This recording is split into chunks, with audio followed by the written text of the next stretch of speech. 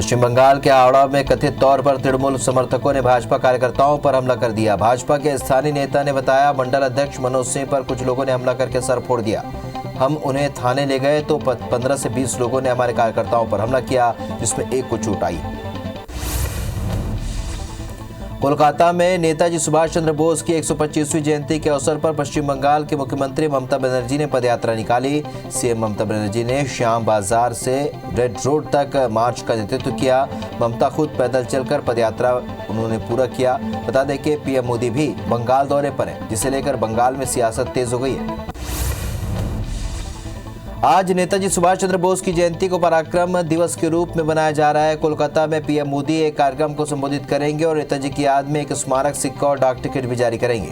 बता दें कि नेताजी की 125वीं जयंती को इस बार सरकार ने पराक्रम दिवस के रूप में मनाने का फैसला किया है और देश भर में व्यापक स्तर पर कार्यक्रमों का आयोजन किया जा रहा है। स्वतंत्रता संग्राम सेनानी नेताजी सुभाष चंद्र बोस की आज 125वीं जयंती है और आज के दिन को भारत सरकार ने पराक्रम दिवस के रूप में मनाने का फैसला लिया है। आज देश भर में नेताजी पर कई कार्यक्रम का आयोजन किया जा रहा है। बता दें कि आज ही के दिन क्रांतिकारी सुभाष चंद्र बोस का जन्म 1897 में हुआ था। उनका जन्म ओडिशा के कटक शहर में हुआ। सुभाष चंद्र बोस के पिता कटक शहर के जाने माने वकील थे।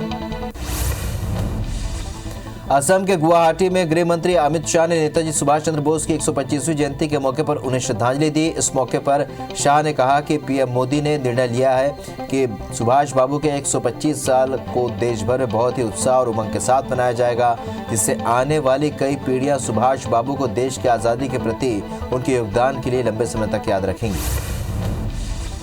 प्रधानमंत्री नरेंद्र मोदी आज असम दौरे पर हैं। पीएम ने शिवसागर जिले स्थित जिरेंगा पठार में रहने वाले भूमिहीन लोगों के लिए 1.6 लाख रुपए भूमि पट्टा आवंटन प्रमाण पत्र वितरित किए। असम के स्थानीय लोगों के भूमि अधिकारों की रक्षा के लिए तत्काल कार्रवाई की आवश्यकता को ध्यान में रखते हुए असम सरकार ने व्यापक नई भूमि नीति बनाई है।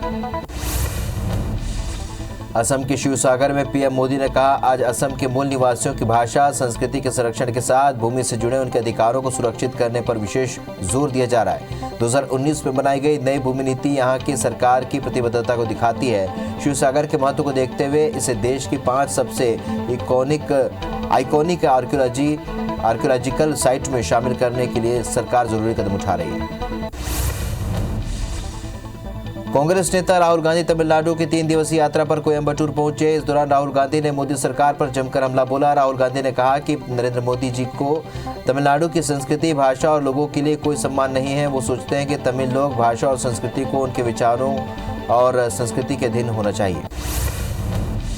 तमिलनाडु के कोयम्बटूर में कांग्रेस नेता राहुल गांधी ने केंद्र सरकार के खिलाफ जमकर हमला बोला। राहुल गांधी ने कहा, भारतीय बैंकिंग सिस्टम पर 10 से 15 उद्योगपतियों का कब्जा है। भारत अपने लोगों को नौकरी देने में असमर्थ है। हमारी अर्थव्यवस्था तबाह हो चुकी है। सरकार उन लोगों को नहीं सुनना चाहती जो देश को आगे बढ़ाने में मदद करते हैं। पूर्वी लद्दाख में चल रहे सैन्य गतिरोध को लेकर कल फिर भारत और चीन की सेनाओं के बीच बातचीत होगी। भारत और चीन मोल्डो में 90 दौर की कॉर्प्स कमांडर स्तर की सैन्य वार्ता करेंगे।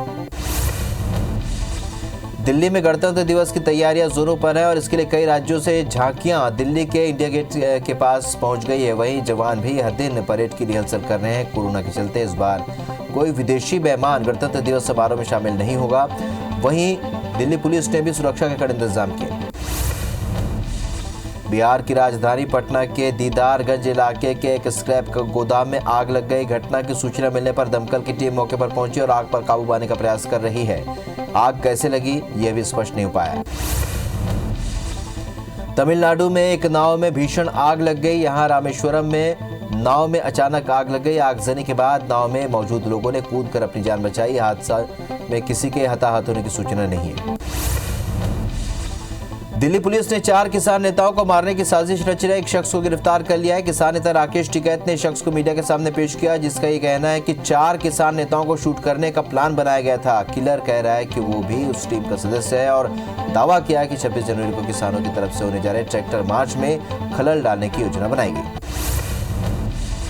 दिल्ली की सीमाओं पर जारी किसान आंदोलन का आज 59वां दिन है। किसानों और सरकार के बीच शुक्रवार को 11वें दौर की बातचीत हुई, जो कि इस बार भी बेनतीजा रही।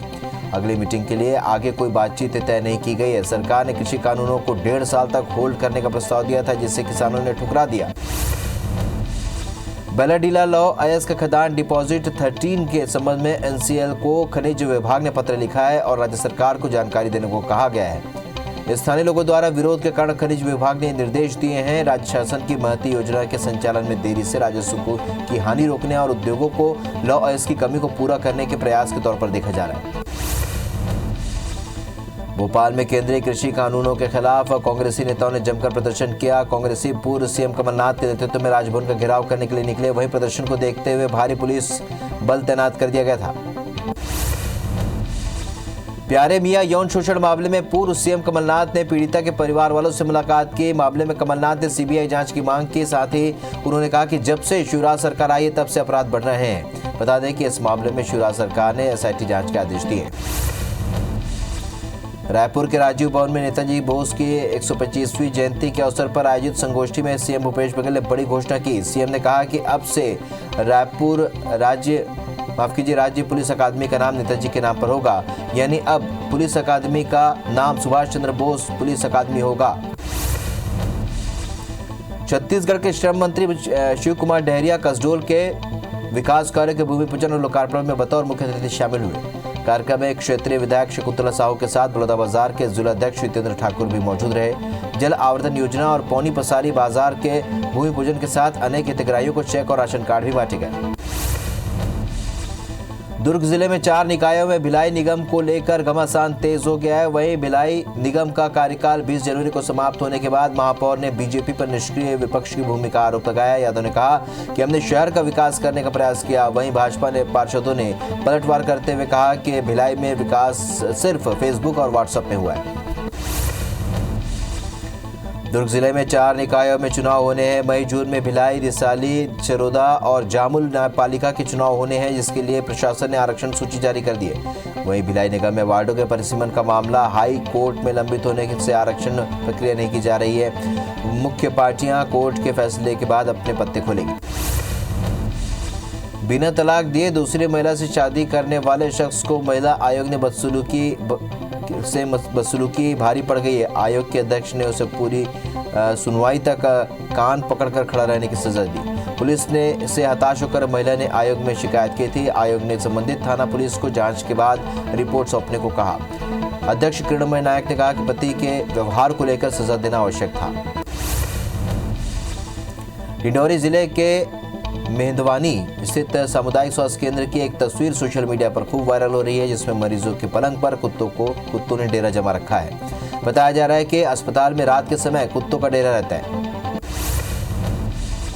मध्य प्रदेश के रतलाम के पास विलुप्त होती प्रजाति पर भोपाल की आदिम जाति संस्था की रिसर्च टीम 40 जिलों का सर्वे करेगी, जिसमें डामोर, डमरिया, नागवंशी जातियों की तलाश की जाएगी। 2011 की मतदाता सूची में 1815 डामोर समाज के लोग अब खोजे से नहीं मिल रहे। कड़ी मशक्कत के बाद 158 लोगों की सूची में एक भी व्यक्ति काम का नहीं मिला। उन्हें खोजने अब टीम अन्य जिले के सर्वे में जुट गई।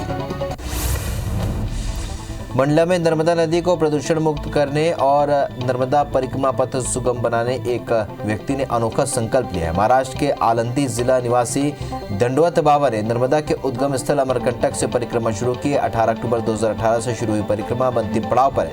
बाबा रोज 4 से 5 किलोमीटर का सफर तय करते हैं। नदी को प्रदूषण मुक्त करने का संदेश दे रहे हैं। बेमेतरा के खैरा ग्राम पंचायत की महिला सरपंच से मारपीट का मामला सामने आया। घटना के बाद सरपंच अपने समर्थकों के साथ करही बाजार थाना पहुंची, जहां उन्होंने पूर्व सरपंच के खिलाफ केस दर्ज करने की मांग की, लेकिन रिपोर्ट दर्ज नहीं होने पर ग्रामीणों ने मुख्य मार्ग पर चक्का जाम कर दिया। मुरैना जिले के क्वारी नदी खदान में मिट्टी खोदने के दौरान बड़ा हादसा हो गया। मिट्टी के टीले में पिता पुत्र दब गए, जिससे पुत्र की मौत हो गई और पिता गंभीर रूप से घायल है। बता दें कि दोनों खदान में मिट्टी खोद रहे थे और उसी समय यह हादसा हुआ। अंबिकापुर के दरिमा थाना इलाके में बेटे की हत्या की कोशिश का मामला सामने आया है। उसके ही पिता ने बेटे को खाट से बांधकर आग लगा दी। युवक की जान पड़ोसी ने बचाई। गंभीर हालत में युवक के अस्पताल में इलाज जारी है। मामले में पुलिस ने अपराध दर्ज कर जांच में जुटी है। रायपुर के तेलीबांधा थाना इलाके में एक शख्स ने अपनी पत्नी और बेटी को मौत के घाट उतार दिया। पुलिस के मुताबिक आरोपी ने पहले चाकू से गला रेतकर पत्नी की हत्या की और उसके बाद अपनी 1 साल की बेटी को रेलवे ट्रैक पर फेंककर उसकी जान भी ले ली। फिलहाल पुलिस ने आरोपी को गिरफ्तार कर लिया। खंडवा के नांदिया खेड़ा गांव में दीवार गिरने से 2 बच्चों की मौत हो गई और 3 बच्चों को पुलिस ने रेस्क्यू कर बाहर निकाला है। सभी बच्चे घर में सो रहे थे, तभी अचानक ये हादसा हो गया। वहीं आशंका जताई जा रही है कि खनिज की खदान में ब्लास्ट करने से दीवार गिरी। शिवपुरी के पूरनखेड़ी टोल प्लाजा पर बैरिकेड्स हटा रहे गार्ड की ट्रक से कुचलने से मौत हो गई। गार्ड जालम यादव का शव सड़क पर 2 घंटे पड़ा रहा, लेकिन प्लाजा के सुपरवाइजर से लेकर अन्य स्टाफ उसके शव की सुध लेने तक नहीं पहुंचे। प्लाजा की लापरवाही पर गुस्साए ग्रामीणों ने टोल प्लाजा में तोड़फोड़ कर दी। इस दौरान करीब 2.5 घंटे तक ट्रैफिक जाम रहा। 70 करोड़ के ड्रग्स मामले में पुलिस ने अब तक 10 आरोपियों को गिरफ्तार कर लिया, जिसमें से 5 आरोपी जेल में हैं। वहीं 5 अन्य आरोपी पुलिस रिमांड पर हैं। पुलिस रिमांड पर लिए मुख्य आरोपी से पूछताछ में इंदौर शहर के लोकल ड्रग्स पेडलर की जानकारी मिली है, जो कि शहर में ड्रग्स सप्लाई करते हैं। श्योपुर नागदा नहर रोड पर आज प्रशासन ने ड्रग्स माफिया के मकान पर जेसीबी चलाया। प्रशासन ने कार्रवाई इतनी तेजी से की कि पीड़ित को कागज दिखाने का भी मौका नहीं मिला। वहीं पीड़ित के पक्ष में आए विधायक ने भी प्रशासन की इस कार्रवाई का कड़ा विरोध जताया, लेकिन प्रशासन ने माफिया के ठिकानों पर सीधे कार्रवाई की। रायपुर में एक बार फिर चाकूबाजी का मामला सामने आया। राजा तालाब इलाके में बच्चों के साथ घूमने गए युवक पर बदमाश ने चाकू से हमला कर दिया। मामूली बहस के चलते बदमाश ने चाकू मारा और फरार हो गया। सतना में युवती का अपहरण कर गैंगरेप करने वाले 4 आरोपियों को पुलिस ने गिरफ्तार कर लिया। आरोपियों ने युवती को कोलगवा के बदखर से अगवा कर रेप की घटना को अंजाम दिया। कोलगवा थाना क्षेत्र की पुलिस ने कार्रवाई करते हुए आरोपियों से एक कार भी जब्त की। बलरामपुर पुलिस ने जिले के डूमर खोला गांव में हुए दुष्कर्म के मामले में आरोपी को गिरफ्तार कर लिया है। एसडीओपी नितेश ने बताया कि आरोपी हथियार की नोक पर महिला का अपहरण कर उसे जंगल ले गया था, जहां उसने 2 दिनों तक दुष्कर्म की वारदात को अंजाम दिया। साथ ही पीड़िता के पति और ससुर पर भी जानलेवा हमला किया। मध्य प्रदेश में लव जिहाद कानून के तहत दर्ज हुए पहले मामले के आरोपी असद खान को कोर्ट के आदेश पर जेल भेज दिया गया है। पुलिस के मुताबिक पेशे से मैकेनिक असद ने खुद को मैकेनिकल इंजीनियर बताकर बीटेक छात्रा से दोस्ती की थी, जबकि 2019 में उसने खुद को आशु बताकर छात्रा को शादी का झांसा दिया और कई बार ज्यादती की। इंदौर में साइबर सेल की टीम ने 2 शातिर ठगों को गिरफ्तार किया है, जो देश के नामी ज्वेलर्स के फोटो और उसके ब्रांड के नाम को ट्रू कॉलर पर सेव कर उसी नंबर से ठगी करते थे। ठगों ने ऐसे ही पंजाब सराफ ज्वेलर्स को निशाना बनाया था, जिसकी शिकायत पीड़ित ने साइबर सेल में की थी। इंदौर की एसटीएफ टीम ने मेडिकल कॉलेज में एडमिशन दिलाने के नाम पर ठगी करने वाले 2 आरोपियों को गिरफ्तार कर लिया है। टीम के मुताबिक आरोपी एडमिशन दिलाने के नाम पर एक व्यक्ति से 20 लाख रुपए लेते थे, जिसके तहत उन्होंने अब तक 5 करोड़ तक की ठगी की है, जबकि मुख्य आरोपी चंडीगढ़ जेल में बंद है, जिसे इंदौर लाया गया। ग्वालियर में जमीन की धोखाधड़ी का मामला सामने आया। बैंक में गिरवी रखे जमीन के कागजात को एक दंपत्ति और उनके बेटों ने मिलकर कॉस्मेटिक कारोबारी को बेच दिया। अब कारोबारी वहां रहने पहुंचा, तब उसे अपने साथ हुई धोखाधड़ी का पता चला, जिसकी शिकायत उसे थाने में की, जिस पर पुलिस ने केस दर्ज कर कार्रवाई शुरू कर दी। भिलाई के सुपेला थाना क्षेत्र में जमीन रजिस्ट्री कराने के नाम पर ठगी करने वाले 4 आरोपियों को पुलिस ने गिरफ्तार कर लिया। बता दें कि आरोपियों ने 5 एकड़ जमीन की रजिस्ट्री कराने का झांसा देकर पीड़ित रविंद्र सिंह से कुल 30 लाख रुपए की ठगी की थी। जबलपुर में स्ट्रीमलाइन नाम से संचालित हो रहे फर्जी बैंक के 5 कर्मचारियों को पुलिस ने गिरफ्तार कर लिया है। कर्मचारी फर्जी तरीके से बैंक संचालित कर रहे थे और लोगों को छोटी रकम देकर अधिक ब्याज वसूला करते थे। शिकायत मिलने पर पुलिस ने छापा मारकर बैंक को सील कर दिया। कबीरधाम जिले के किसान से लूटपाट करने वाले 2 आरोपियों को पुलिस ने गिरफ्तार कर लिया। आरोपियों में सोमनाथ यादव और जयप्रकाश दुबे शामिल हैं। बता दें कि आरोपी इससे पहले भी लूट की वारदात को अंजाम दे चुके हैं। पुलिस के मुताबिक आरोपियों ने चाकू दिखाकर खमरिया गांव के किसान से हजारों रुपए लूट लिए। रायसेन में नौकरी दिलाने के नाम पर लगभग 160 छात्रों से धोखाधड़ी का मामला सामने आया है। छात्रों ने दीनदयाल उपाध्याय कौशल योजना के तहत सेंटर संचालक पर धोखाधड़ी का आरोप लगाते हुए हंगामा किया और थाना कोतवाली पहुंचकर आरोपी सेंटर संचालक पर कार्रवाई की मांग की।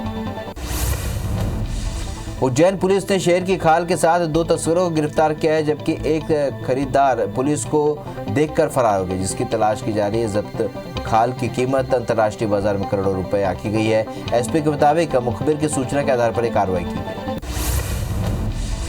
आरंग के कई गांव में बीती रात 3 हाथियों के दल ने जमकर उत्पात मचाया। महासमुंद के बड़गवा क्षेत्र से आरंग पहुंचे हाथियों ने देवरी गांव में 3 मवेशियों पर हमला कर दिया, जिसमें एक की मौत हो गई जबकि 2 घायल हो गए। फिलहाल आरंग वन विभाग की टीम हाथियों पर नजर बनाए हुए। रायगढ़ जिले के नंदेली गांव में 24 जनवरी से अखिल भारतीय रामनामी भजन मेले का आयोजन किया जा रहा है, जिसकी तैयारियों का जायजा लेने के लिए रायगढ़ कलेक्टर गांव पहुंचे, जहां उन्होंने कार्यक्रम के तैयारियों का जायजा लेने के साथ ही गौठान का निरीक्षण भी किया। साथ ही बचे हुए कार्यों को जल्द पूरा करने के लिए कहा है। तखतपुर में नगर पालिका की अनदेखी के बाद वार्डवासी खुद टून्ही डबरी तालाब का अस्तित्व बचाने में जुट गए हैं। टिकरी पारा के टून्ही डबरी तालाब की सफाई के लिए वार्डवासियों ने नगर पालिका में कई बार शिकायत की, लेकिन नगर पालिका की तरफ से सहयोग नहीं मिलने पर अब खुद तालाब की साफ सफाई में जुट गए हैं। डिंडोरी जिले में स्व सहायता समूह की महिलाएं पीएम मोदी के आत्मनिर्भर भारत अभियान की जीती जागती मिसाल पेश कर रही हैं। महिलाओं ने 18 किलोमीटर सड़क की मरम्मत और देखरेख की जिम्मेदारी बखूबी निभाई। चौरा दादर से कबीर चबूतरा तक बनी इस सड़क की तारीफ विधायक और पूर्व कैबिनेट मंत्री ओमकार मरकाम ने की। इंदौर में साहित्य और संस्कृति को संजोए रखने के लिए 2 दिवसीय लिटरेचर फेस्टिवल की शुरुआत की गई, जिसमें पटकथा लेखक पीयूष मिश्रा ने अभिनय की बारीकियां सिखाई, तो अभिनेता अनुपम खेर ने वर्चुअल जुड़कर लिटरेचर फेस्टिवल को खास बनाया। वहीं दूसरी ओर नन्ही कलाकार वामिका पांड्या ने महिषासुर मर्दिनी का पाठ कर सभी का मन मोह लिया। एनाकोंडा शेषनाग के बाद 300 वैगनों को एक साथ जोड़कर देश की सबसे लंबी 3.5 किलोमीटर फ्रेट लाइन वासुकी का परिचालन किया गया। रायपुर मंडल के भिलाई डी केबिन से कोरबा तक 5 मालगाड़ियों को जोड़कर चलाया गया। परिचालन समय को कम करने, क्रू स्टाफ की बचत करने ट्रेन परिचालन किया जा रहा है। इस मालगाड़ी ने भिलाई कोरबा तक का सफर 7 घंटे में से भी कम समय में किया। खजुराहो को अब नई पहचान मिलने वाली है। भारत सरकार ने अब आइकॉनिक साइट के रूप में इसे चुना गया है, जिसके साथ ही कई सारे डेवलपमेंट किए जाएंगे। वहीं एडॉप्ट हेरिटेज के तहत बिरला ग्रुप ने अडॉप्ट कर लिया है। इसके बाद इसके सहयोग से खजुराहो के साथ आसपास के पर्यटन क्षेत्र को डेवलप किया जाएगा। ये जानकारी एमपीटी के प्रिंसिपल सेक्रेटरी शिवशेखर शुक्ल ने पर्यटन के कार्यक्रम में दी। दुनिया भर में कोरोना संक्रमितों की संख्या 9,87 लाख के पार पहुंच गई है। वहीं मौत का आंकड़ा 21,16,000 के पार पहुंच गया है। अब तक दुनिया में स्वस्थ होने वालों का आंकड़ा 7,09,00,000 को पार कर गया है। 2,57,00,000 से भी ज्यादा एक्टिव मरीजों का इलाज जारी है। विश्व में अमेरिका कोरोना संक्रमण में पहले नंबर पर बना हुआ है। देश में कोरोना संक्रमितों की संख्या 1,06,40,000 के पार पहुंच गई है। अब तक 1,03,00,000 से भी ज्यादा मरीज ठीक हो चुके हैं। 1,53,221 मरीजों की मौत हुई है और एक्टिव केस अब घटकर 1,82,000 पहुंच गए हैं। हालांकि पिछले 24 घंटे में नए मरीजों का आंकड़ा 14,321 रहा। दुनिया में कोरोना मामलों में भारत दूसरे नंबर पर है। मध्य प्रदेश में कोरोना के 347 नए केस से संक्रमितों का आंकड़ा 2,53,000 को पार कर गया है। 4 मौत से कुल आंकड़ा 3,780 पहुंच गया है। 463 मरीज के स्वस्थ होने से अब तक 2,44,000 मरीज डिस्चार्ज होकर घर जा चुके हैं। अभी 4,479 एक्टिव मरीजों का इलाज जारी है। इंदौर में कोरोना का आंकड़ा 57,229 को पार कर गया। छत्तीसगढ़ में 24 घंटे में कोरोना के 440 नए मरीज से आंकड़ा 2,95,949 हो चुका है। एक्टिव मरीजों की संख्या 5,308 के पार पहुंच गई है। 7 मरीजों की मौत से आंकड़ा 3,601 पहुंच गया है। 697 मरीजों की डिस्चार्ज होने के बाद आंकड़ा 2,87,000 को पार कर गया है। वहीं रायपुर में 80, दुर्ग में 59 और राजनांदगांव में 22 नए मरीज मिले। कोरोना वैक्सीन की तीसरी खेप रायपुर पहुंच गई है। इसमें 5 बक्से में कोवैक्सीन का पहला लॉट रायपुर आया। वहीं वैक्सीन के छत्तीसगढ़ पहुंचने पर एयरपोर्ट पर वाटर कैनन से स्वागत किया गया। बता दें कि कोवैक्सीन का निर्माण भारत बायोटेक कंपनी ने किया है।